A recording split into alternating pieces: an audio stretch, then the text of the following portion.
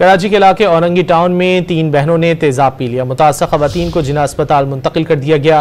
Police के मुताबिक घरेलू झगड़े के दौरान तीनों बहनों ने तेजाब पिया।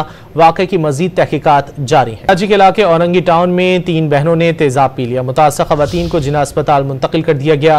पुलिस के मुताबिक घरेलू झगड़े के दौरान तीनों बहनों ने तेजाब पिया। वाक़े की मजीद तहकीकात जारी है। कराची के इलाके औरंगी टाउन में 3 बहनों ने तेजाब पी लिया। मुतासर खवातीन को जिला अस्पताल मुंतकिल कर दिया गया। पुलिस के मुताबिक घरेलू झगड़े के दौरान तीनों बहनों ने तेजाब पिया। वाक़े की मजीद तहकीकात जारी है। कराची के इलाके औरंगी टाउन में 3 बहनों ने तेजाब पी लिया। मुतासर खवातीन को जिला अस्पताल मुंतकिल कर दिया गया। पुलिस के मुताबिक घरेलू झगड़े के दौरान तीनों बहनों ने तेजाब पिया। वाक़े की मजीद तहकीकात जारी है। कराची के इलाके औरंगी टाउन में 3 बहनों ने तेजाब पी लिया। मुतासर खवातीन को जिला अस्पताल मुंतकिल कर दिया गया। पुलिस के मुताबिक घरेलू झगड़े के दौरान तीनों बहनों ने तेजाब पिया। वाक़े की मजीद तहकीकात जारी है।